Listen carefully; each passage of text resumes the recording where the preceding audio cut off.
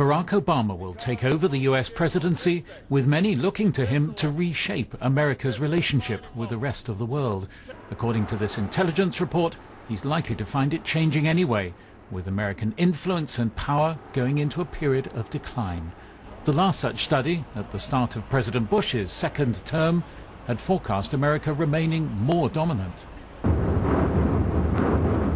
On the way, the report says, is a more multipolar world, and few countries are poised to have more impact than China over the next 15 to 20 years. Its new confidence so proudly displayed at this year's Olympics. India, its ambitions demonstrated with its recent space mission, is another rising heavyweight that's singled out. But there's a cautionary note too. The report says, although we believe chances are good that China and India will continue to rise, their ascent is not guaranteed and will require overcoming high economic and social hurdles. It's predicted that the impact of global warming will increase, triggering food and water scarcities that could fuel conflict around the globe. The intelligence community suggests that a world with more power centres will be less stable than a world with one or two superpowers. And the use of nuclear weapons will grow increasingly likely, the report says, as rogue states and terrorist groups potentially gain greater access to them. If that all seems decidedly sombre, it also says the outcomes are not inevitable and will depend on the actions of world leaders. Mike Wooldridge, BBC News. Well, let's discuss that further. Joining us from New York is Parag Khanna from the New American Foundation. He's just returned from Texas, where the National Intelligence Council met to consider and brief on its report. And I understand also you provided feedback to the report as well. Are you worried by its findings?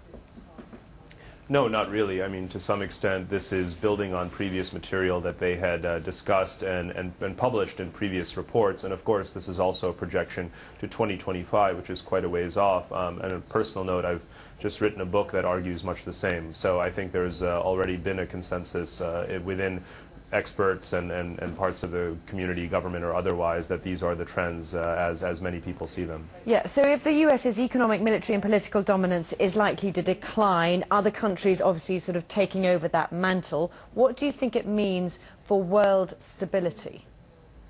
Well, just to correct, I mean, it isn't that other countries are taking over. In fact, what's striking about this report is that it concedes that there will be really an absence of a single leader, not that there will be a replacement for the United States. There will be multiple leaders, multiple contenders competing in different ways in different regions on different issues for financial dominance, military dominance, and it will depend a lot on context and the region. Are we talking about the Far East or the Middle East or the Western Hemisphere? So there's a great deal of subtlety actually built into this report. OK, does the absence then mean that it becomes more or less stable, or is that too difficult to judge? It really is too difficult to judge. And what's interesting about this report is that it sketches a future in which there really isn't a single international community as such, the likes of which we've seen in the post-World War II order led by the United Nations, or even a vision of a single international community as such. So that might indicate to people or hint that the world will be less stable because there's less of a cohesive notion of one world. But at the same time, if China rises as a responsible power, and India and the European Union as well, that could mean that there will be more actors willing to stabilize in different regions, and then the burden will fall less to the United States. At least that is the potentially positive interpretation of the report as many people in the US government see it. OK, how much influence does this report have, do you think, on US policy? Well, indeed, this is really a research product that takes several years to put together, and it's really the distillation of a lot of other work that goes on within and outside of the U.S. government. So it is one report among many and that influence the way people think, but remember that policy tends to be made in more short-term kinds of horizons, whereas this is a report looking out to the year 2025. So the immediate impact on policy is not likely to be felt.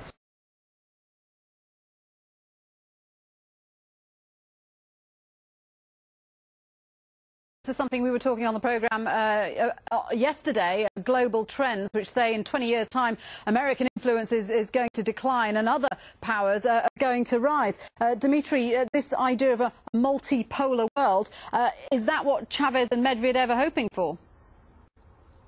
Well, that's what people have been talking for a long time. I think that the multipolar world can actually be deciphered as a world in which the United States is reduced to the level of a quote-unquote normal great power. This is not likely to happen anytime soon. The United States will continue to be as the principal player, power among the powers, if you like, in this world.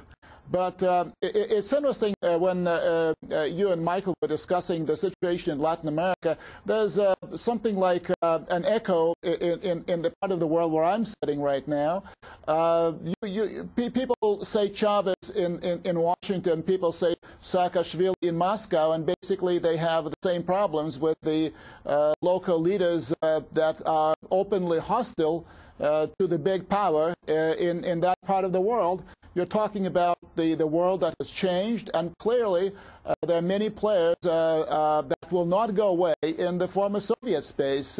Look at the pipelines, look at the trade patterns, look at Central Asia, look at Ukraine, look at the Caucasus, look at even at Belarus. All the former republics of the Soviet Union are pursuing what they call themselves multi-vector policies, and those policies are linked to those policies basically reach out to countries like Europe, the European Union, the United States, China, Turkey, Iran, India, a number of others. So we do live in a very different world. So when it comes to Russia and the US, does that mean Medvedev is no longer interested in improving ties with the US? No, I think that he's very interested, and that's what he said. And I think that what the Russians want is a new deal, if you like, in their relations with the U.S. What they want is some kind of a recognition by the U.S. of Russia as a serious major player with its own legitimate interests, not necessarily in a given geographical area, but more broadly.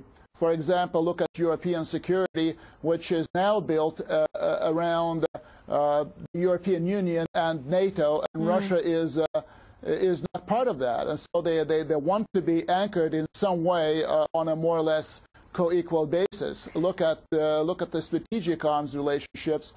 Look at the relationships with the countries in the neighborhood. The Russians want a new deal. The Russians would do lots of things to attract the attention of the United States. If anything, those naval vessels, the strategic bombers that had preceded them to Latin America, were carrying one message to Washington, D.C. Pay attention. Start looking at us as a serious strategic player, and let's discuss what we can do together, and let's try to resolve the problems that we have. Quick word to Michael. Will America pay attention? Will Barack Obama pay attention to that message?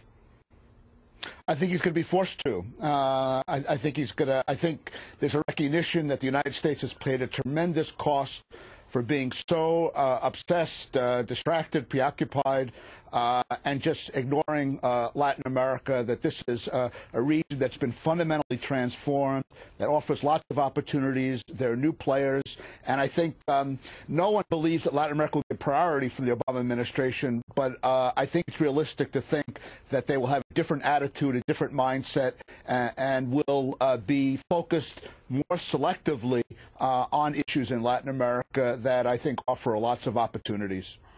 Okay, we'll have to leave it there, but it's been an entertaining discussion. Thank you both very much indeed. Michael Shifter in Washington and Dmitry Trenin in Moscow.